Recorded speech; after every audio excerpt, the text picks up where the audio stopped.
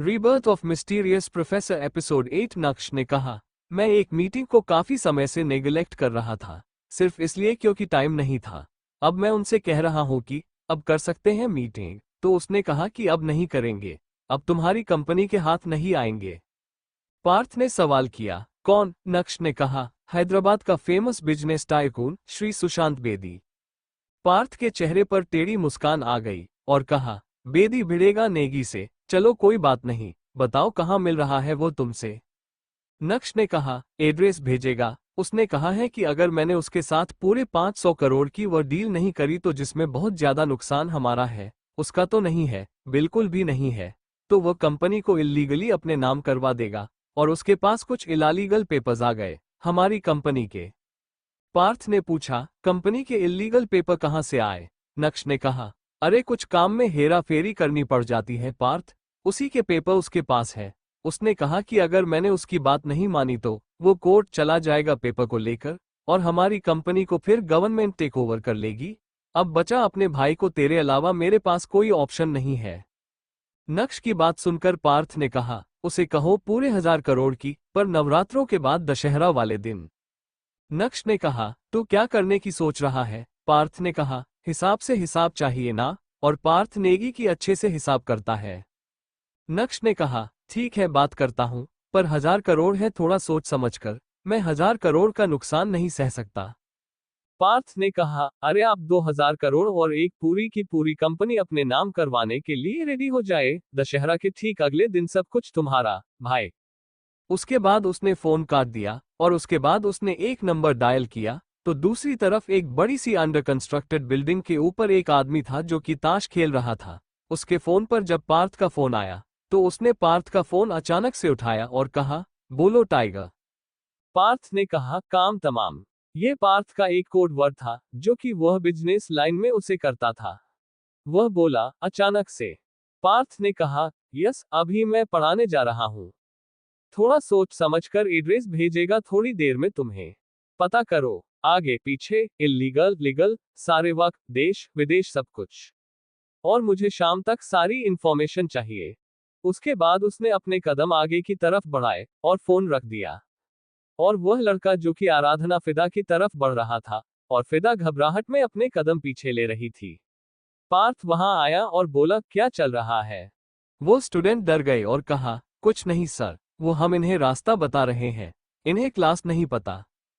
फिदा हैरानी से देखने लगी तो पार्थ ने कहा, मैं गाइड कर दूंगा, जस्ट गेट लॉस्ट।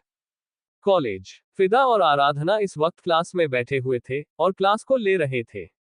उनकी इंग्लिश की क्लास थी। लास्ट में टीचर ने उनके अटेंडेंस ली और कहा, नेक्स्ट लेक्चर आपका फ्री है, तो पार्थ सर अभी क्लास लेंगे क्योंकि उसके बाद उन्हें कहीं जाना है, तो सब अपनी बायोलॉजी निकाल लीजिए और पढ़ लीजिए। उसके बाद वो टीचर वहां से चली गई और थोड़ी देर में पार्थ वहां आ गया। किसी को समझ नहीं आया कि पार्थ ने आज सुमित की लेक्चरर क्यों ले ली है। पार्थ ने टॉपिक लिखा और फिर कहा, बुक निकालो और नोट्स बनाना प्रिपेयर करो। पार्थ पढ़ा था और वो सारे के सारे स्टूडेंट्स ऐसे के ऐसे लिखते गए। तभी पार्थ का फोन जो वहां पर था उस पर नक्श का मैसेज आया। पार्थ ने उठाया और मैसेज को चेक किया तो उसकी आंखें हल्की सी गुस्से से लाल हो गई। उसने एक नजर फिदा को देखा। फिदा सामने बोर्ड से अपने नोट्स उतार रही थी। तभी उसकी नजर गुस्से से उसे देख रहे पार्थ पर गई। वह हल्की सी घबरा गई और खुद से बोली, इन्हें गुस्सा आ रहा है मुझे देखकर, मैंने कुछ किया क्या? उसके बाद उसने वापस अपना ध्यान बोर्ड पर कर दिया। पार्थ ने गुस्से से कहा, फिदा। फिदा तुरंत खड़ी हो गई और वह बोला, क्लास के बाद प्रिंसिपल ऑफिस के बाहर। फिदा ने कहा, व्हाट, क्यों सर? पार्थ मुड़ा और अगला टॉपिक लिखते हुए बोला, नो क्वेश्चंस, प्रिंसिपल ऑफिस पहुंच जाना अगले क्लास में। वह बैठ गई और हर स्टूडेंट के बीच में बात चलने लगी। ऐसा क्या किया फिदा ने जो उसे प्रिंसिपल ऑफिस जाना पड़ रहा है? पीछे से स्टूडेंट बोला, यार ये तो बिल्कुल भी ऐसा नहीं है, ये तो इसकी पत्नी है, फिर भी इसके साथ ऐसे ही बात करेगा। आराधना ने कहा, हाँ तो पत्नी है और कॉलेज में सिर्फ स्टूडेंट है उसकी, इतनी परवाह क्यों करेगा कॉलेज में? पर्सनल को पर्सनल के अकॉर्डिंग लेकर चलो और वर्किंग को वर्किंग के अकॉर्डिंग लेकर चलो। उसके बाद उसने फिदा को अपने सामने ठीक से बिठाया और कहा, शांति से अपने नोट्स बना। फिदा अपने नोट्स बनाने लगी। क्लास के बाद पार्थ वहां से दूसरी तरफ चला गया। फिदा खड़ी हुई और बोली, चल मेरे साथ। आराधना ने कहा, तेरा दिमाग खराब हो गया है, मैं चलूं और फिर मुझे भी डांट दिया तो। फिदा ने कहा, अच्छा ठीक है, मैं खुद जाती हूँ। उसके बाद उसने अपना बैग उठाया और बोली, प्रिंसिपल ऑफिस किस तरफ है? उसे एक लड़की ने बताया, वो जो पार्थ सर का स्टाफ रूम है ना, उससे थोड़ा सा आगे प्रिंसिपल सर का ऑफिस है। फिदा ने अपना सर हिलाया और फिर वो ऑफिस की तरफ बढ़ गई। वो को घबराते हुए अपने कदम आगे की तरफ बढ़ा रही थी। वो पार्थ के स्टाफ रूम के पास आ गई।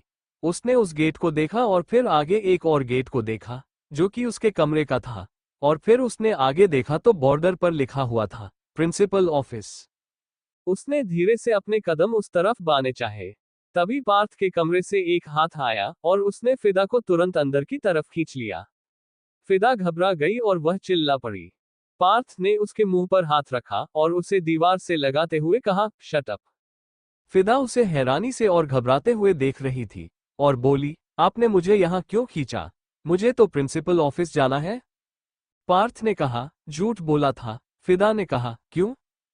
पार्थ ने उसे बिस्तर पर बिठाया और कहा, कुछ बताना है।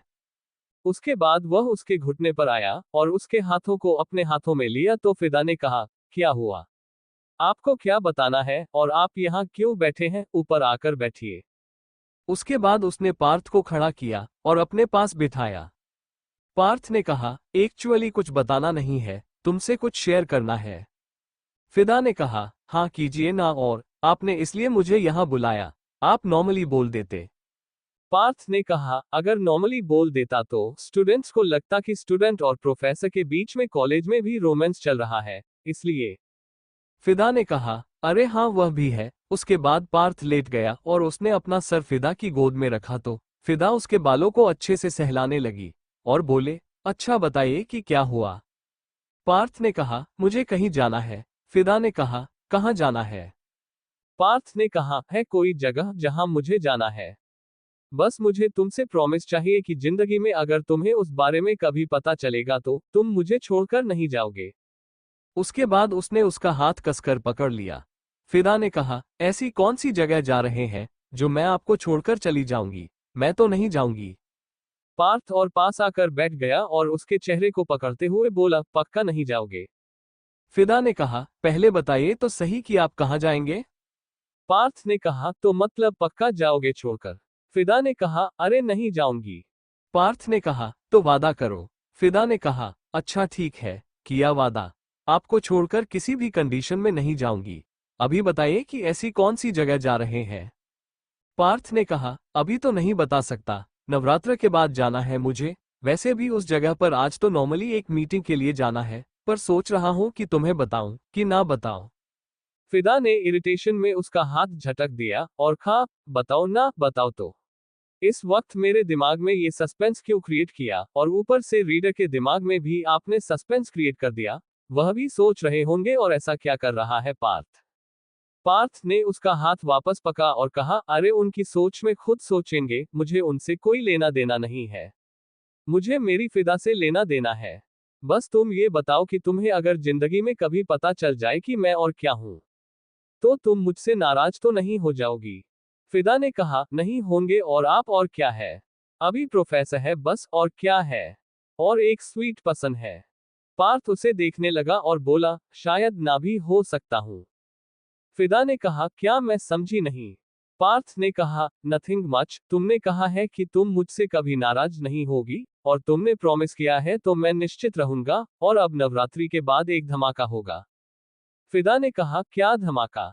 पार्थ ने उसे लिटा दिया और कहा, होगा, और साथ में शायद कुछ और भी हो जाए। फिदा ने कहा, और क्या हो जाए? पार्थ ने उसके हाथ पर अपना हाथ रखा और उसे ऊपर की तरफ लेटाते हुए बोला, शायद कुछ ऐसा जो मेरी बीवी कल रात मुझसे मांग रही थी। फिदा को याद आया कि वह उन दोनों की सुहागरात मांग रही थी। उसका दिल धड़कने लगा और वह बोली, ऐसा कुछ नहीं है। और उसके बाद वह खड़ी होने लगी तो पार्थ ने उसे वापस बिस्तर पर गिराया और उसके ऊपर आते हुए बोला, क्यों, तुम नहीं चाहती कि हमारी सुहागरात सेलिब्रेट हो? फिदा ने कहा, जब टाइम आएगा तो वह भी हो ही जाएगी, उसमें बात क्या करनी। उसके बाद उसने अपना चेहरा दूसरी तरफ कर लिया। तभी उसे अपनी गर्दन पर बात की गरम गरम सांस महसूस होने लगी। जो वो उसके चेहरे के पास जाकर छोड़ रहा था, और फिर उसने उसे उसी जगह पर किस करना शुरू किया। फिदा बिल्कुल उसके करीब आने से पिघल गई, और उसने तुरंत उसके बालों में अपने हाथ फंसाए और उसे खींचने लगी। पार्थ उसे लेकर अच्छे से ऊपर की तरफ हुआ, और उसे किस करते हुए खुद से बोला, तुम्हें पूरी तरीके से अपना बनाऊंगा तो ही तुम अपने इस वादे पर हमेशा अमल करोगी, अगर नहीं बनाया तो तुम मुझे छोड़कर भी जा सकती हो। उसके बाद उसे लेटे हुए ही गले लगा लिया। फिदा को अजीब लगा, अचानक से उसने गले क्यों लगा लिया, पर उसने भी उसे कसकर गले लगा लिया। रात का वक्त, आज नवरात्रि का पहला दिन था, और रात की पूजा हो रही थी, हर कोई वहां पर था। फिदा और आराधना ने रेड कलर की साड़ी पहनी हुई थी, जो कि रूबी जी ही लेकर आई थी। उन्होंने आराम से पूजा करी, और फिर उन सब ने अपना आज का व्रत सेंधा नमक के खाने के साथ उस व्रत को पूरा किया। और फिर उन्होंने कहा, चलो अब तुम दोनों भी आराम करो। सुबह से कुछ नहीं खाया, सिर्फ फल पर ही थी। उन दोनों ने अपना सर हिलाया और फिर अपने कमरे में चले गए। आराधना ने अपने सर पर से दुपट्टा कमरे में आते ही हटाया, और अपने आप को हवा करते हुए बोली, कसम से कितनी गर्मी थी आज। तभी नक्श वहां आ गया, उसने पलट कर देखा, और फिर उसने कहा, आपको इस कुर्ते में गर्मी लग रही होगी, मैं आपके लिए लेकर आती हूँ दूसरा, चेंज कर लीजिए। तभी नक्श उसके पास आया और उसने उसके हाथ को पकड़ लिया, और आराधना ने कहा, जी क्या हुआ। तभी नक्श ने उसे अपनी तरफ खींचा। वह बिल्कुल उसकी बाहों में जाकर गिरी और उसने हैरानी से उसे देखा। नक्श उसे लेकर सोफे पर आया, और उसे अपनी गोद में बिठाया और उसके बालों को एक साइड करते हुए कहा, बड़ी कमाल की खूबसूरत लग रही हो आज रात। आराधना ने अपना चेहरा दूसरी तरफ किया और शर्माते हुए बोली, शुक्रिया। नक्श ने कहा, आगे। आराधना ने उसे देखा और कहा, आगे मतलब। नक्श ने कहा, तुम मुझे कोई नाम नहीं देती, नहीं मेरा नाम लेती हो। नक्श की बात सुनकर आराधना ने कहा, पति का नाम लेना पाप है, और आपको हम क्या बुलाएं। ये जी तो बहुत पुराना हो गया। सुनिए जी, सुनाइए जी, ये भी बहुत अजीब लगता है। नक्श ने कहा, तो कोई पेट नेम दे दो। आराधना ने कहा, इतना तो अच्छा नाम है। नक्श ने कहा, तो कुछ तो बुलाओगी। अगर मैं 4-5 लोगों के साथ बैठा हूं और तुम बोलो कि सुनिए तो सब सुनेंगे। अब हम 4-5 में किसे पता लगेगा कि तुम किसे बुला रही हो। आराधना ने इस पर कहा, तो क्या बुलाए आपको। नक्श उसके चेहरे के करीब आने लगा और कहा, सुनिए जी, सुनाइए जी, ए जी, ओ जी, सब बुलाए, हमें अच्छा लगेगा। उसके बाद में उसके चेहरे के करीब बढ़ने लगा तो आराधना अपने आप को पीछे करने लगी, और वह बिल्कुल उसके चेहरे पर झुक गया। और आराधना ने उसकी गर्दन में अपने हाथ डाले और उसे अपनी तरफ खींच लिया। यहाँ दूसरी तरफ पार्थ और फिदा के कमरे में, पार्थ के हाथ फिदा की पूरी साड़ी आ गई थी, क्योंकि उसने एकदम से कमरे में आते ही फिदा की साड़ी खींच ली थी। फिदा अपने आप को ढककर खड़ी थी, और गुस्से से उसे देख रही थी, और बोली, आपकी हिम्मत कैसे हुई हमारी साड़ी खींचने की, अगर फट जाती तो।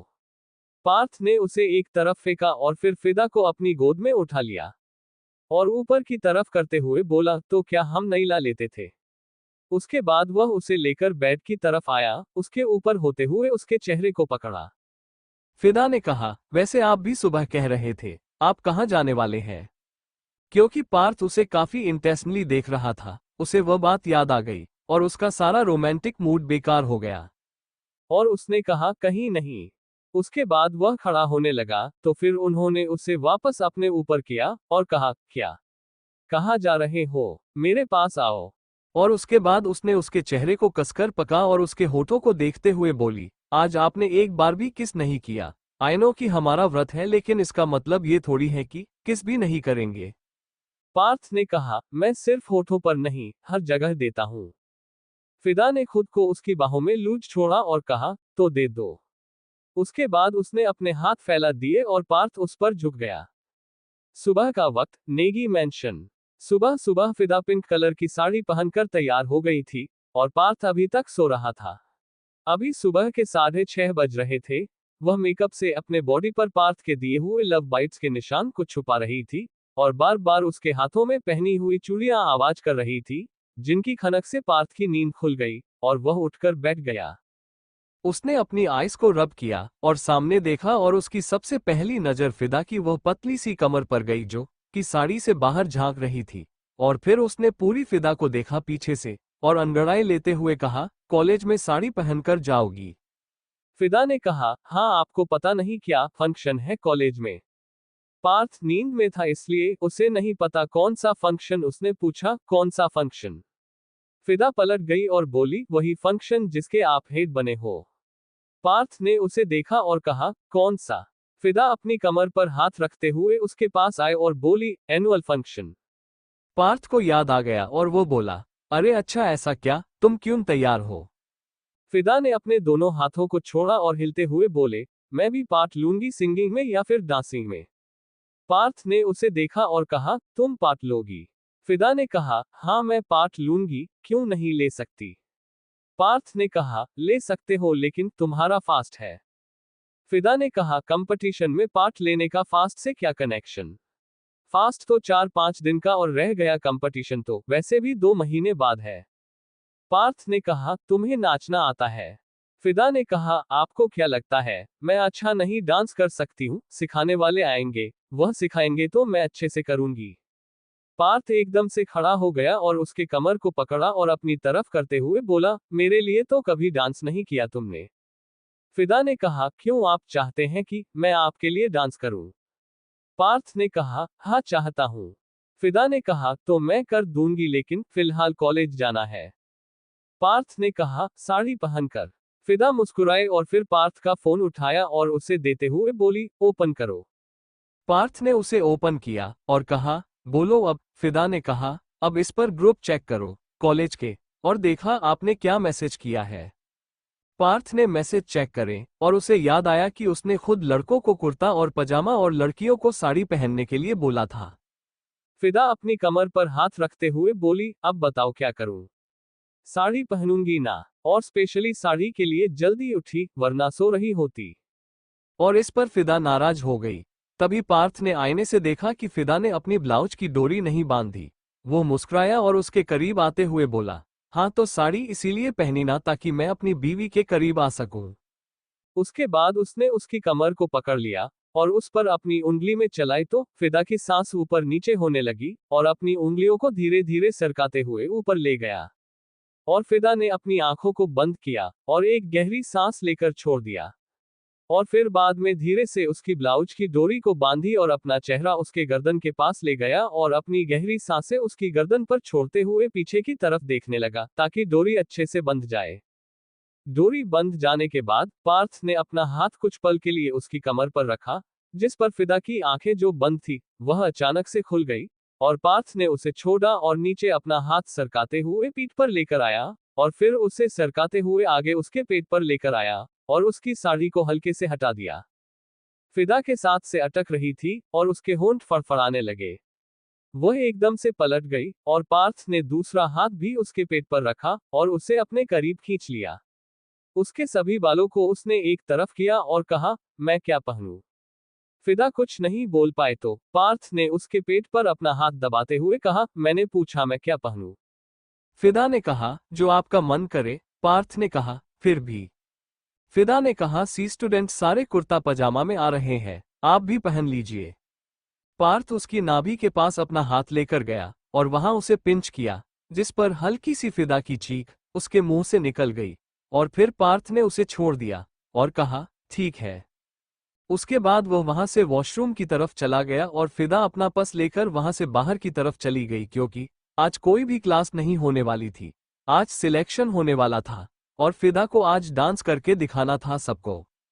वो नीचे आए जहां पर आराधना ऑलरेडी येलो कलर की साड़ी में पहले से बैठी हुई थी। उसने भी बिल्कुल सिंपल और प्लेन साड़ी पहनी हुई थी, पिता की तरह। रूबी जी ने दोनों की बलाई उतारी और कहा, कितनी सिंपल और प्लेन साड़ी है, फिर भी कितनी खूबसूरत लग रही हो। इसीलिए कहते हैं साड़ी का रंग नहीं देखना चाहिए, साड़ी का डिजाइन नहीं देखना चाहिए, बस पहनने वाले को देखना चाहिए, क्योंकि जचता कपड़ा नहीं है, जचता इंसान है। वो दोनों मुस्कुराई और फिर उन्होंने चाय पी, और उसी तरीके से पार्थ थोड़ी देर में आ गया और उसने भी चाय पी, और फिर वो सारे कॉलेज के लिए निकल गए। आज आराधना पार्थ और फिदा के साथ थी। नक्श को कुछ इम्पोर्टेंट काम था, क्योंकि उसने पिछले दिन बात नहीं करी थी, लेकिन आज उसे आदमी से बात करनी थी जिसका नाम सुशांत बेदी था। वह अपनी कंपनी में आया और उसने अपने असिस्टेंट अनिल को कहा कि वह जल्दी से सुशांत बेदी को फोन करे। उसने सुशांत बेदी को फोन किया और दूसरी तरफ से जैसे ही आवाज आई, अनिल ने फोन नक्श को दिया। नक्श ने उसे स्पीकर पर किया और कहा, हेलो मिस्टर सुशांत बेदी। सुशांत बेदी की आवाज आए, हेलो मिस्टर नक्श नेगी, कैसे हैं आप? नक्श ने कहा, मैं तो अच्छा हूं, आप बताइए, आप कैसे हैं? सुशांत हंसने लगा और बोला, मैं तो हमेशा से अच्छा हूं, बहुत जल्द अच्छा हो जाऊंगा। आपकी कंपनी जो मेरे नाम होने वाली है, वैसे पेपर्स रेडी है ना? नक्श ने कहा, मैं डील करने के लिए तैयार हूं, पर पैसे बढ़ाने हैं। सुशांत ने कहा, पैसे बढ़ाने हैं मतलब, और कितना बढ़ता है, 500 का 600 या 6.500? नक्श ने पार्थ को याद किया और कहा, महादेव, बस बचा लेना, 1000 करोड़। सुशांत जो कि इस वक्त किसी बिल्डिंग की टेरेस पर था, वो एकदम से खड़ा हो गया और बोला, आर यू सीरियस? तुम्हें 1000 करोड़ की डील करनी है? कंगाल हो जाओगे नक्श नेगी, कंगाल। नक्श ने कहा, कंगाल कौन होगा और कौन नहीं होगा, वो वक्त बताएगा। डील करनी है कि नहीं करनी है? सुशांत हंसने लगा और पलट गया तो उसका चेहरा दिखा, लगभग 28 साल का आदमी था और भूरा रंग था। वो बोला, ठीक है, तुम्हें तो वैसे भी शायद हार मानने की और मुंह की खाने की आदत हो गई है नक्श नेगी, तभी तो 1000 करोड़ का नुकसान झेल रहे हो अपनी कंपनी बचाने के लिए। कोई बात नहीं, वैसे तुम्हारी कंपनी की कीमत भी 1000 करोड़ नहीं होगी, जितनी तुमने दिल में पैसे लगाने के लिए बात कह दी है। नक्श ने गहरी सांस ली और कहा, वो वक्त बताएगा। उसके बाद उसने फोन काट दिया और पार्थ को एक मैसेज सेंड कर दिया कि उसने बात कर ली है। थोड़ी देर में सुशांत की तरफ से एड्रेस आ गया और फिर से एड्रेस नक्श ने पार्थ को फॉरवर्ड कर दिया। पार्थ इस वक्त ऑडिटोरियम की तरफ जा रहा था, 2-3 टीचर्स के साथ। सारे स्टूडेंट आ चुके थे और वो ऑलरेडी ऑडिटोरियम में पहुंच चुके थे। उसने सारे टीचर्स को कहा कि वह जाएं और फिर उसने वापस इस आदमी को कॉल किया जिसको उसने पिछले दिन कहा था, लेकिन वो फोन नहीं उठा रहा था, इसलिए पार्थ ने फोन वापस अपनी पॉकेट में रखा। उसके बाद उसने अपने कदम ऑडिटोरियम की तरफ बढ़ा दिए। वो आया और प्रिंसिपल के साइड वाली सीट पर आकर बैठ गया। इंग्लिश ऑनर्स की टीचर स्टेज पर आई और बोली, तो जिन जिन बच्चों ने सुबह 8 बजे तक मुझे नाम दे दिए थे, उन सबके नाम यहाँ पर अभी स्क्रीन पर दिखेंगे। उस ऑडिटोरियम के सामने एक बड़ी सी एलईडी स्क्रीन थी, जिस पर धीरे धीरे हर क्लास के साथ स्टूडेंट्स के नाम आने लगे। फिदा का और आराधना का नाम भी था। फिदा ने डांस में लिया था और आराधना ने सिंगिंग में, क्योंकि वो सिंगिंग में फिर भी ठीक थी लेकिन डांस में वो बिल्कुल अच्छी नहीं थी। और यहाँ उल्टा था, फिदा के साथ वो डांस में अच्छी थी लेकिन सिंगिंग में वो बहुत बेकार थी। उसकी आवाज बिल्कुल अच्छी नहीं थी, उसे ऐसा लगता था। सारे नाम शो हो जाने के बाद उस टीचर ने कहा, तो जितनी भी स्टूडेंट आज इन नाम से प्रेजेंट है, उनका आज एक ऑडिशन होगा और जो स्टूडेंट हमें अच्छे लगेंगे, हम उन्हें आगे फॉरवर्ड करेंगे और वह एनुअल फंक्शन में पार्ट लेंगे। Just because we want a algorithm and we want to maintain discipline.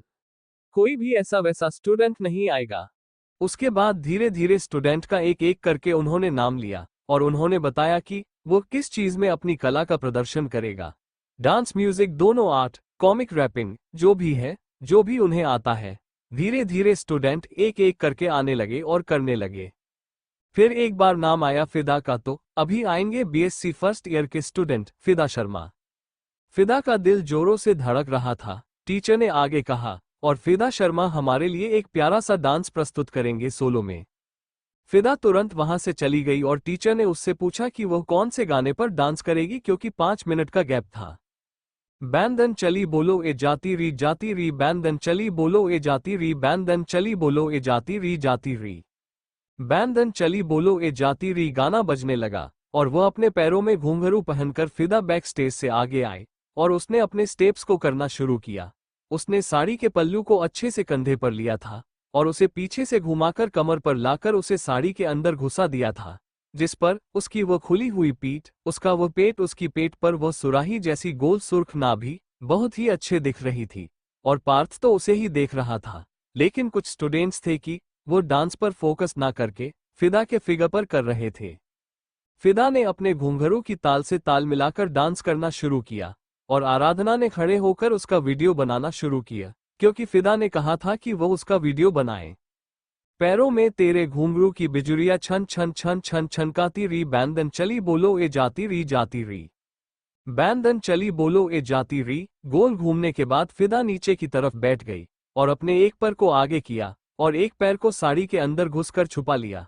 तभी किसी की आवाज आई, अबे कहाँ लेकर जा रही है पैर। फिदा ने सुन लिया था और वो उस तरफ देखने लगी, लेकिन उसने ज्यादा ध्यान नहीं दिया और अपने घुंघरू को हल्के से अपने हाथों से छनकाया और नीचे से अपनी कमर को लेफ्ट राइट घुमाकर ऊपर की तरफ उठी और मुड़ गई और उसने अच्छे से डांस स्टेप को फॉलो किया। लेकिन पार्थ से यह बर्दाश्त नहीं हो रहा था, क्योंकि वो उसके बात का डबल मीनिंग समझ गया था।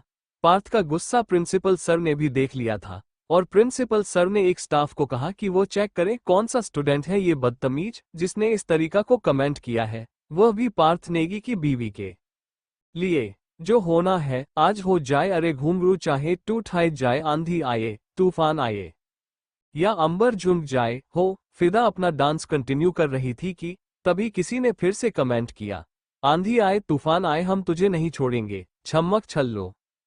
पार्थ का गुस्सा उसकी बात पर बहुत ही ज्यादा बढ़ रहा था। उसकी बीवी पर कोई कंटिन्यूअसली कमेंट किया जा रहा था और पार्थ फिलहाल कुछ नहीं कर पा रहा था और फिदा उस आदमी को इग्नोर करके अपना डांस अच्छे से कंटिन्यू कर रही थी। वो कोई वल्गर स्टेप कर नहीं रही थी कि हर किसी की नज़र उसके ऊपर जाए। वो अच्छे से अपनी बॉडी को जितना कवर कर सकती थी उसने किया हुआ था और वो उसी हिसाब से डांस कर रही थी। लेकिन अगली लाइन पर जो कमेंट आया उस पर फिदा एकदम से रुक गई और सीधी खड़ी हो गई थी। बैंदन चली बोलो ए जाती री, ये माना गजब की है तेरी जवानी, संभाल हो ना जाए कहीं पानी पानी, ये माना गजब की है तेरी जवानी, संभाल हो ना जाए कहीं पानी पानी। फिदा नॉर्मली अपना स्टेप कर रही थी और उसने अपने हाथों को उठाकर कंधे पर रखा और अपने कंधे को बाहर किया और साथ में अपने एक पैर को आगे करके बाहर किया और घुंघरू की ताल को अपनी ताल से मिलाया और वह राउंड घूमने लगी। तभी कोई बोला, अरे भाई दिल नहीं संभल रहा, पानी पानी हो गया है आज बिस्तर पर। फिदा इस लाइन पर बिल्कुल सीधी हो गई और सामने की तरफ देखने लगी। उसे नहीं पता था कि भीड़ में से कौन से इंसान ने इतना बेकार कमेंट उसके लिए किया है। यह अलग तरीके का ओरिजिनल था, पीछे से भी अगर कोई अच्छा कमेंट करे तो सामने वाले को सुनाई देना चाहिए। इस तरीके से इसे डिजाइन किया हुआ था, लेकिन शायद गलती हो गई जो कि कोई बुरा कमेंट भी कर सकता था और किसी के दिल को लग सकता था और फिदा को सच में इस बार दिल पर लगा था। कोई उससे बिस्तर पर गिराने की बात कर रहा था। पार्थ इस पर बिल्कुल गुस्से से खड़ा हो गया और पीछे की तरफ देखने लगा। उसे एकदम पीछे एक लड़का हंसता हुआ नजर आया, उसके साथ 2-3 लड़के और थे। प्रिंसिपल खड़ा हो गया और सामने की तरफ देखने लगा और उसने ध्यान से देखा तो उसने पार्थ से कहा, यह कॉलेज का कोई स्टूडेंट नहीं है। पार्थ ने कहा, कॉन्फिडेंट हो? प्रिंसिपल ने कहा, हाँ सर मैं कॉन्फिडेंट हूँ, जितने भी स्टूडेंट से आज तक मैं मिला हूँ यह उनमें से नहीं है और मैं अपने स्टूडेंट के फेस को कभी नहीं भूल सकता, ये स्टूडेंट नहीं है। पार्थ को तुरंत समझ आ गया कि ये कौन है, ये सुमित का कोई भेजा हुआ भाड़े का टट्टू है। फिदा की आंखों से आंसू निकल गए थे जब उस आदमी ने कहा कि वह उसके बिस्तर पर गिरेगी और वह सामने की तरफ देख रही थी। और गुस्से से पार्थ भी खड़ा हो गया था और उस लड़के को देखने लगा था। उसने अपने कदम स्टूडेंट के बीच में से ही उस तरफ बढ़ा दिए और सारे स्टूडेंट हैरान हो गए क्योंकि सबने उन कमेंट्स को सुन लिया था जो कि फिदा के ऊपर फेंकी गई थी। वो लड़का अभी भी अपनी आंखों को बंद करके दांत फाड़ के हंस रहा था। पार्थ तो उसके बिल्कुल पास आकर खड़ा हो गया। किसी के पास होने का आभास पाकर वो लड़का अपनी आंखों को खोल देता है और जब उसने सामने उसे देखा तो वह हैरान हो गया और खड़ा होते हुए बोला, कौन है? पार्थ ने उसका कॉलर पकड़ा और खींचते हुए बोला, तेरा बाप। उसके बाद उसने खींच के उसे एक तरफ किया। ऑडिटोरियम के पीछे कुछ कंस्ट्रक्टेड सामान पड़ा हुआ था। उसने उसमें से एक डंडा उठाया जो कि वही एक जगह पड़ा हुआ था और उस पर काफी सारे किले थे। पार्थ का हाथ भी छिल गया था उसे उठाकर, लेकिन उसे कोई दिक्कत नहीं हुई थी और उसने उसे डंडे से उसे वही मारना शुरू किया। फिदा ने तुरंत नीचे उतरना चाहा, लेकिन वह घुंघरू थोड़े ज्यादा भारी थे। उसने डांस तो कर लिया था लेकिन अभी उसे चलने में थोड़ी दिक्कत हो रही थी। वो तुरंत नीचे बैठी और घुंघरू निकालने की कोशिश करने लगी, लेकिन घुंघरू के वो नुकीले मोती उसे चुभने लगी, जिस पर उसके भी हाथ में चोट लग गई और उसके भी हाथ की उस हिस्से से खून निकलने लगा जिस हिस्से से पार्थ के हाथ से खून निकल रहा था। आराधना तुरंत उसके पास आई और उसका घुंघरू खोलने में हेल्प किया।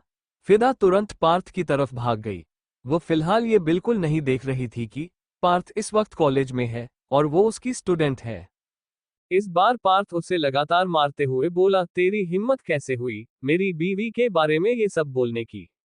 वो लड़का मार खाया जा रहा था लेकिन कुछ बोल नहीं रहा था। तभी गुस्से से पार्थ ने उसके सर पर भी डंडे से मारा। उसके गाल पर 2 नुकीला डंडा पड़ गया और उसके मुंह से चीख निकली।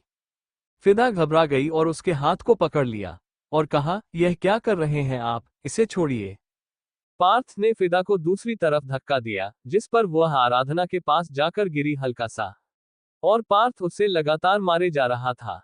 हर कोई देख रहा था लेकिन इस बार किसी के अंदर हिम्मत नहीं थी उसे रोकने की, क्योंकि पार्थ के हाथ में जो हथियार था उससे किसी की भी जान जा सकती थी। और पार्थ उसे लगातार ऐसे ही मारे जा रहा था कि वह जब तक उसकी जान ही निकाल लेगा तब तक वह थमेगा नहीं। फिदा वापस अपने आप को संभाल कर पार्थ के पास आए और उसका हाथ पकड़ लिया। तो पार्थ ने कहा, फिदा मेरा हाथ छोड़ो इसी वक्त। लेकिन फिदा ने उसका हाथ मजबूती से पकड़ लिया। पार्थ ऊपर की तरफ था और उसके हाथ में इसी जगह में बार बार वो किल लग रही थी और उसके हाथ से खून रिसकर नीचे की तरफ गिर रहा था और फिदा की मान को सजा रहा था। उसने अपनी आंखों को 2-3 बार झटका और फिर उसके हाथ से वह नुकीला डंडा अलग कर लिया जिसमें उसके मुंह से चीख निकल गई, क्योंकि सीधा वो उसके हाथ में धंस गई थी। पार्थ ने तुरंत डंडा दूसरी तरफ फेंका और उसका हाथ देखने लगा। उसने तुरंत अपनी पॉकेट से फोन निकाला और किसी को कॉल किया और कहा, अंदर आओ। वह लड़का उठा और वहां से जाने लगा। तभी कुछ आदमी अंदर आए जो कि बॉडीगार्ड जैसे थे। उसे वहां से लेकर वहां से चले गए। प्रिंसिपल सर ने पूरे माहौल जो कि गर्म हुआ था उसे शांत करने की कोशिश की और वो खुद स्टेज पर चले गए।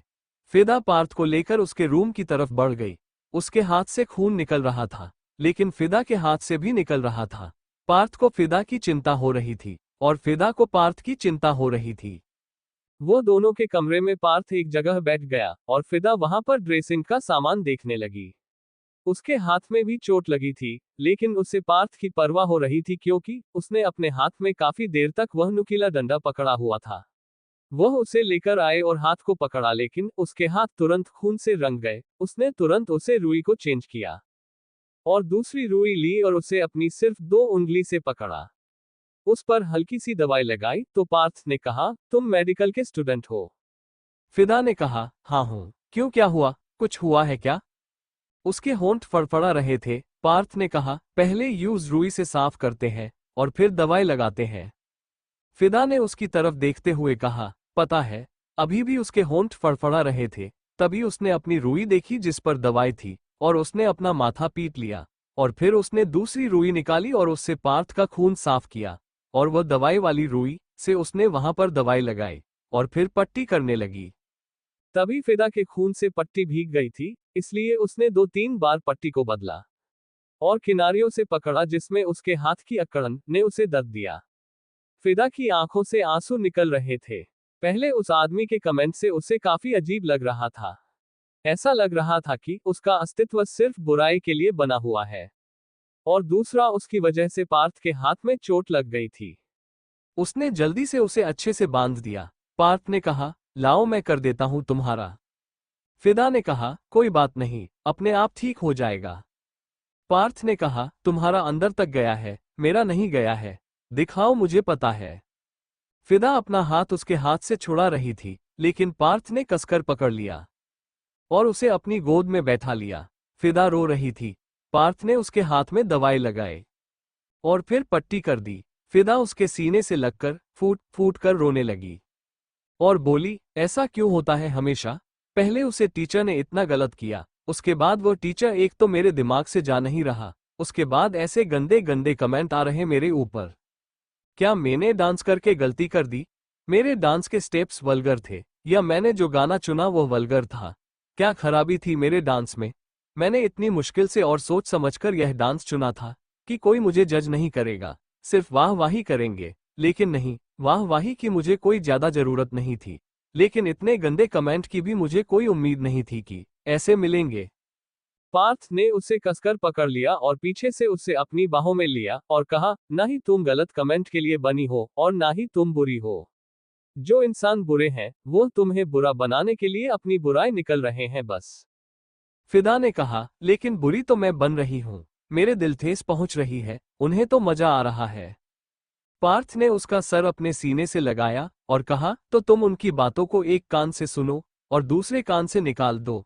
ऐसे इंसानों के साथ यही किया जाता है। फिदा कुछ नहीं बोली, बस उसने अपनी आंखों को कसकर बंद किया और पार्थ के सीने में अपना सर छुपा लिया। इस वक्त बात को गुस्सा तो बेहिसाब आ रहा था, लेकिन न जाने क्यों कौन सी बात को लेकर उसने अभी अपने गुस्से को शांत किया हुआ था। शायद गुस्सा निकालने का भी उसका कोई समय था और वह उस गुस्से को निकालने के लिए प्रॉपर फ्रस्ट्रेशन अपने अंदर जगाता था, जो कि अभी आया नहीं था। 8 दिन बाद दशहरा का दिन, रात का वक्त चल रहा था और नेगी मैंशन में इस वक्त माता की महाआरती चल रही थी और सबसे आगे पार्थ खड़ा था, जिसने नीचे लुंगी पहनी हुई थी और ऊपर बिना शर्ट के एक प्रॉपर दुपट्टा लिया हुआ था, जो कि पीछे से आगे की तरफ सरका कर रखा हुआ था, और उसके हाथ में बड़ा सा दिया था जिसमें काफी सारे दिए लगे थे और वो उसे सामने की तरफ हाथ करके घुमाया जा रहा था। और उसके साथ रूबी जी खड़ी थी, जो कि आरती गाए जा रही थी और साथ में घंटा बजाई जा रही थी। कुछ पल बाद आरती खत्म हुई और सब ने अपना माथा टेका और सब ने एक साथ कहा, जय माता दी, जय माता दी। सब उसके बाद घर के अंदर आ गए और फिर कहा, चलो हमारा तो व्रत खत्म हो गया। विशाल जी ने कहा, हाँ व्रत तो खत्म हो गया, अभी बताओ बाहर जाओगे फिर घर पर ही रहोगे, क्योंकि रावण दहन है आज। पार्थ ने कुछ नहीं कहा, उसने कहा, मैं चेंज करके आता हूं। उसके बाद वो कमरे में जाने लगा तो उसने फिदा से कहा, फिदा आओ। फिदा ने इस वक्त लहंगा पहना हुआ था, उसकी और आराधना का पहली रसोई भी हो गई थी। दोनों ने पहली रसोई में हलवा बनाया था और उन दोनों को 1-1 लाख रुपए का नेक मिला था। अपना नेक आराधना ने अपने पास रखा था, लेकिन फिदा ने अपना नेक पार्थ को दे दिया था, क्योंकि उसे नहीं पता था कि वो उसका क्या करेगी, इसीलिए उसने वो पार्थ को दे दिया था। पार्थ ने रोका था कि वह क्या करेगा उसका, वह तो उसका है, लेकिन फिर भी उसने उसे दे दिया था, क्योंकि उसे नहीं पता था कि उसे वह कहाँ इस्तेमाल करना है। पार्थ ने भी ले लिया था, ये सोचकर कि कभी उसे जरूरत पड़ेगी तो वो यही पैसे उसे दे देगा। वो दोनों कमरे में आए और फिदा ने पूछा, जी बोलिए। फिदा ने एक रेड और ग्रीन कलर का लहंगा पहना हुआ था। वह इसमें काफी खूबसूरत लग रही थी, क्योंकि वह लहंगा बनारसी था और ऊपर वह नेट का दुपट्टा था, जो कि और भी ज्यादा खूबसूरत लग रहा था और उसके सर को ढके हुए था। उसका लुक बिल्कुल राजस्थानी लग रहा था, जैसा कि राजस्थान की बिंदनी होती है। पार्थ ने कहा, तुम आज काफी खूबसूरत लग रही सा, दिल तो कर रही हो सा, बस अभी वहां मन तने समेटू और हम दोनों रात्रि गहराई मन डूब जाओ। आज पहली बार उसने पार्थ के मुंह से राजस्थानी सुनी थी और उसे काफी अच्छा लगा था। वह उसके पास आए और उसके गर्दन में अपनी हाथ डाले और राजस्थानी में ही बोली, मन तो आज मेरो भी है थाने संग एक हसीन रात बितानो को। बस मने 3 चीजा की जरूरत है। चांदनी रात लेटनों के लिए मखमल बिस्तर। और इसी के साथ वो पार्थ के सीने पर हाथ रखकर उसे चला रही थी और दूसरा हाथ उसके उसे हाथ पर था जिस हाथ पर टैटू बना हुआ था, और दोनों के बीच में गर्माहट सी आ गई। कमरा बंद था, इसलिए दोनों कुछ कर भी ले तो किसी को कोई फर्क नहीं पड़ रहा था। फिदा ने अपने कुछ कदम आगे बढ़ाए और उसके चेहरे को इंटेंसिटी देखने लगी। पार्थ के हाथ उसकी कमर पर आए और हल्का सा फिदा झुक गई। फिदा के होंठ फड़फड़ाना लगे और वह अपनी आंखों को चिपकाने लगी, लेकिन फिर भी वो पार्थ के करीब खुद को ला रही थी। और उसके बाद उसने अपने हाथों को उसकी बाहों से सरकाते हुए ऊपर की तरफ लेकर आई और उसके चेहरे को पकड़ा और उसके होठों की तरफ बढ़ गई और अपनी आंखों को बंद किया और उसे चूमने लगी। पार्थ ने उसे अपने करीब किया और फिर घुमाकर उसे दीवार से लगाया। घुमाने की वजह से फिदा के पैरों में पहनी हुई पायल बज उठी और फिदा के चेहरे पर एक हल्की सी मुस्कान आ गई और पार्थ लगातार उसे चूमने लगा। पार्थ का वो पर पेट बार बार किस करने की वजह से फिदा के पेट पर लग रहा था और इस वक्त पार्थ का पेट काफी गर्म था, क्योंकि उसके हाथ में अग्नि के दिए थे, जो कि बार बार राउंड घूमने की वजह से पार्थ के शरीर में गर्मी पैदा कर चुके थे। और फिदा का शरीर इस वक्त बेहद ठंडा था और दोनों के शरीर में जब एक दूसरे को मिलाया तो दोनों के शरीर में एक अलग सा कट दौड़ गया।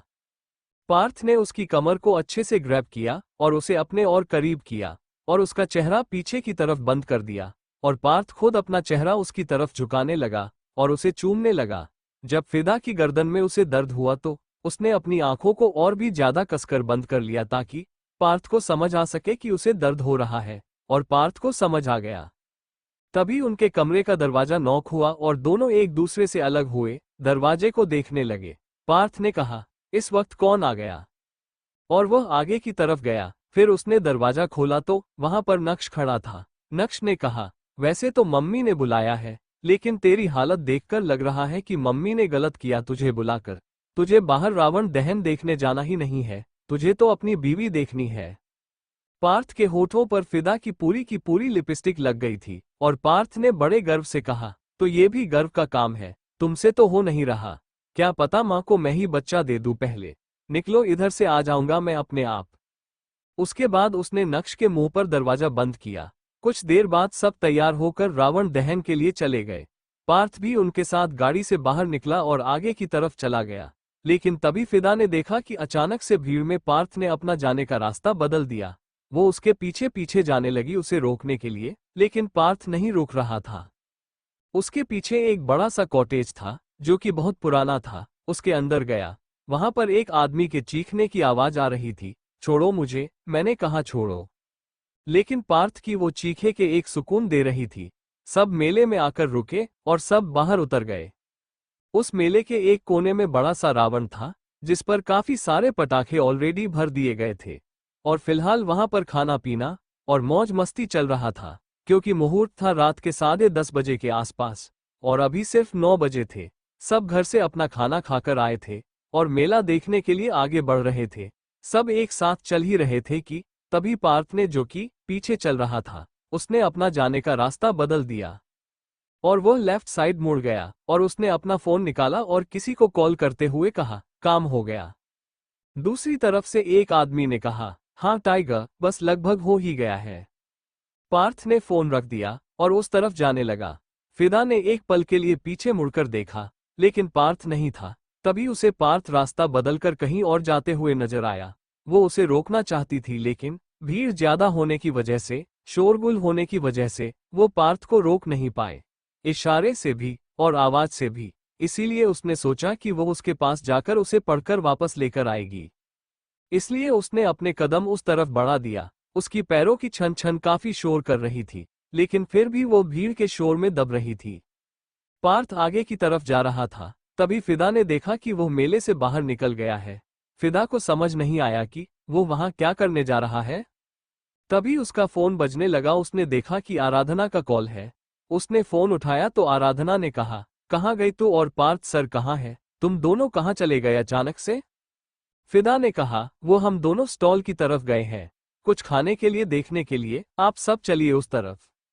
आराधना ने कहा, अच्छा ठीक है, जल्दी आ जाना। उसके बाद उसके फोन रख दिया और रूबी जी को बताया कि वो स्टॉल की तरफ गए हैं खाने के लिए। रूबी जी ने अपना सर हिलाया और फिर वह आगे की तरफ चले गए, क्योंकि पहले वह रामायण का नाटक देखने वाले थे। उनके लिए अलग से सीट बुक थी, क्योंकि यह मेला ऑर्गेनाइज करने वाले खुद उनकी फैमिली थी। इसलिए वह आगे जाकर बैठ गई और जो ऑर्गेनाइज थे उन्होंने कहा, मैडम कुछ चाहिए? चाय, पानी, ठंडा या आपके लिए पूरा स्टार ले आते हैं? उसके बाद उसने अपने आदमियों को कहा कि वह लेकर आए। रूबी जी और विशाल जी मना करना चाहते थे, लेकिन उन्होंने नहीं माना, क्योंकि उन ऑर्गेनाइजर को बहुत ही ज्यादा प्रॉफिट हुआ है। उनके वजह से उन्हें मेला का ऑफर मिला और यहाँ बहुत भीड़ भी थी और हर साल दुर्गा माँ का पंडाल उन्हीं के हाथ से लगता था और रावण दहन भी होता था। यहाँ फिदा ने अपना फोन रखा और सामने देखा तो पार्थ गायब हो गया था उसकी आंखों के सामने से। उसने कहा, ये कहाँ गए? उसके बाद उसने अपने लहंगा को उठाकर आगे की तरफ चलना शुरू किया। यहाँ पर मेले के पीछे एक पुराना सा खंडर जैसा कॉटेज था, जो कि कहीं कहीं से टूटा हुआ था, कहीं से उसकी ईंट निकली हुई थी, तो कहीं से पेंट खराब था, तो कहीं पर अजीब अजीब से निशाना बने हुए थे। उसने उस कॉटेज का शटर को नीचे झुककर ऊपर उठाया और अंदर गया तो वहां पर किसी आदमी की चीख थी। वह अंदर गया तो वहां पर एक आदमी चिल्लाया, छोड़ो मुझे, मैंने कहा छोड़ो मुझे। पार्थ ने अंदर आते हुए कहा, ऐसे कैसे छोड़ दे सुमित साहब? पार्थ अंदर आया और साथ के साथ रोशनी भी आने लगी बाहर से, और सामने सुमित था, जो कि बिना कपड़ों के शांति से नीचे की तरफ बैठा हुआ था, या फिर यूं कहे किसी ने जबरदस्ती नीचे बैठाया था। उसके हाथ और पैर बंधे हुए थे और उसके शरीर पर हंटर के मरने के निशान भी थे। पार्थ उसके पास आया और अपने घुटने पर आकर बैठकर और उसके चेहरे को पकड़कर बोला, कैसा लग रहा है आपको सुमित साहब?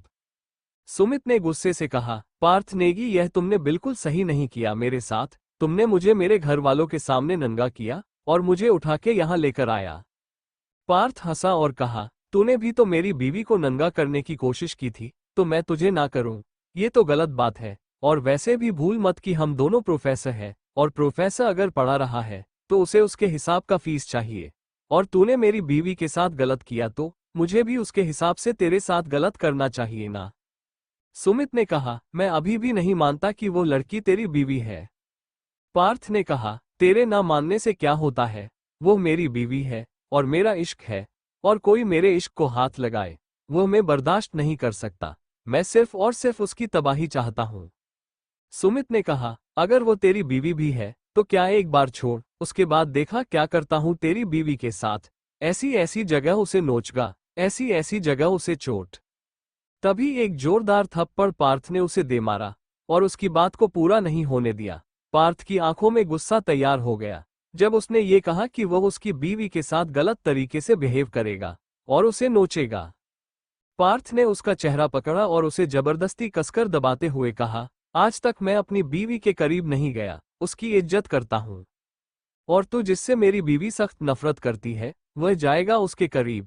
तुझे क्या लगता है एक बार वो तेरे सामने झुक गई, एक बार तुझसे वो डर गई, तो हर बार डरेगी? बहुत गलत सोच रहे हैं आप सुमित साहब, बहुत गलत। क्योंकि ऐसा होने नहीं वाला। तेरे जैसे ना जाने कितने आए और कितने गए मेरी जिंदगी से, और सबको एक ही अंजाम मिले। ये जो जगह देख रहा है यहाँ पर न जाने कितने आदमियों की चीख है। जरा अपनी आंखों को बंद करो और सुनो उन आदमियों की दर्दनाक चीखें जो मेरी वजह से उन्हें मिली थी। और फिर वो बोला, अभी तक तो सिर्फ प्रोफेसर नेगी से मिला है, बिजनेसमैन नेगी से मिला है, क्या जो अपना फायदा देखने के लिए कुछ भी कर सकता है, कुछ भी। वैसे तो कहने के लिए मैं अपनी कहानी का हीरो ही हूँ, लेकिन तेरे जैसों के लिए इतना खतरनाक विलेन की सोच भी नहीं सकता। उसके बाद उसने कसकर सुमित बाबू के प्राइवेट पार्ट को कसकर अपनी मुट्ठियों में बंद कर लिया और उसे दबाने लगा, और उसे इतनी मजबूती से दबाने लगा कि सुमित की प्राण जैसे बाहर आने को हो गए थे। उसे असहनीय दर्द हो रहा था। पार्थ ने उसे जितना हो सके अपने अंदर हिम्मत लाकर उसे दबाया और कहा, इसी हिस्से पर तो तुझे इतना घमंड है जिस वजह से तू मेरी बीवी के करीब गया था। तुझे यही तो उसके करीब ले जाने के लिए मचला रहा था। सोच अगर ये तेरी शरीर से अलग हो जाए तो क्या होगा? सुमित की आंखें बड़ी हो गई और वो बोला, तू ऐसा कुछ नहीं कर सकता पार्थ नेगी, छोड़ मुझे। पार्थ ने और कसकर उसे पकड़ा और उसे अपना हाथ एकदम से छुड़ाया, जिस पर सुमित को लगा कि बस उसका वह हिस्सा उसके शरीर से अलग होने वाला होगा, और उसके मुंह से दर्दनाक चीख निकल गई। पार्थ ने कहा, कैसा लगा? सुमित ने जल्दी से नीचे की तरफ देखा और उसे टच करा और उस पर धीरे धीरे अपने हाथ चलाने लगा क्योंकि उसे सच में काफी दर्द हुआ था। तभी उसे अपने हाथ पर कुछ अजीब सा महसूस हुआ। उसने देखा तो खून था।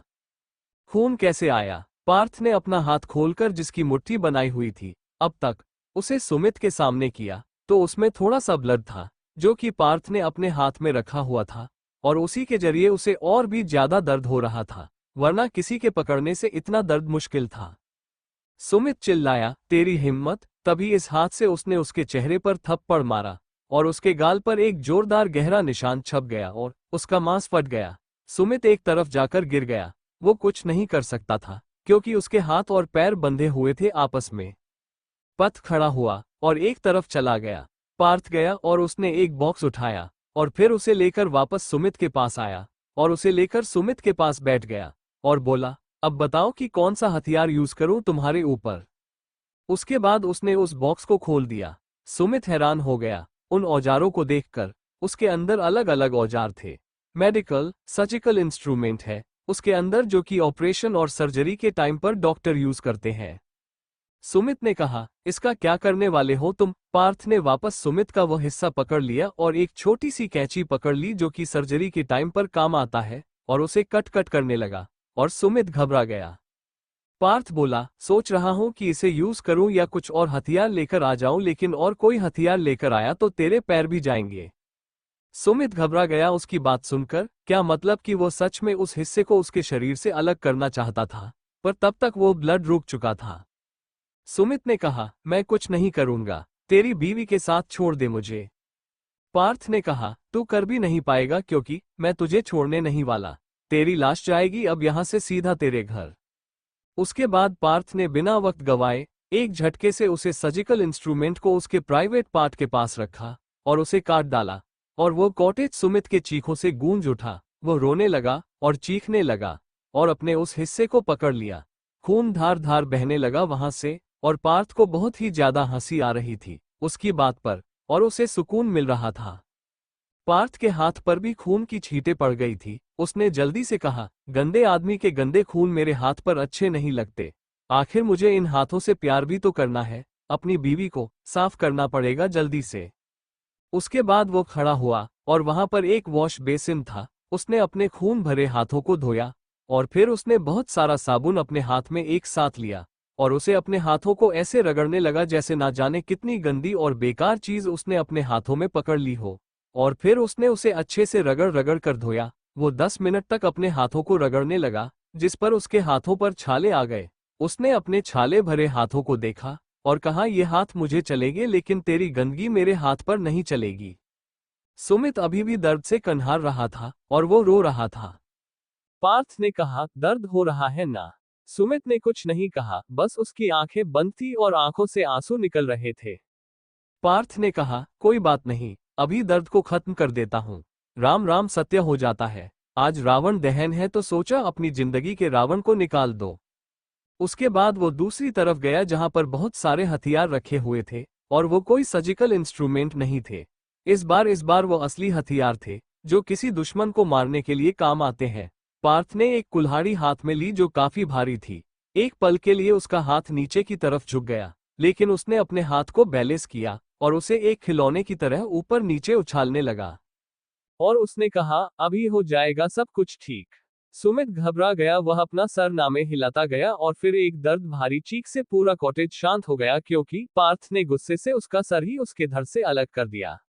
सारा खून उसके कपड़ों पर और उसके चेहरे पर गिर गया और उसने उस कुल्हाड़ी को उसके ऊपर करने से पहले कहा था, जय मां दुर्गे। सुमित जिंदगी भर के लिए शांत हो गया था। तभी अचानक से पायलों की आवाज पार्थ को आई। उसने उस तरफ देखा तो उसे एक लड़की की परछाई नजर आ रही थी। पार्थ की नजरों को अपनी तरफ महसूस करके वह लड़की तुरंत वहां से भागने को हुई और पार्थ के चेहरे पर एक टेढ़ी मुस्कान आ गई और कहा, बहुत गलत चीज देखी तुमने, बहुत गलत चीज। Thank you for listening. मुझे उम्मीद है आपको यह स्टोरी पसंद आई होगी। अगर आपको पसंद आई है तो प्लीज लाइक और कमेंट करना ना भूलें और मोर स्टोरीज के लिए सब्सक्राइब करें। मिलते हैं नेक्स्ट वीडियो में।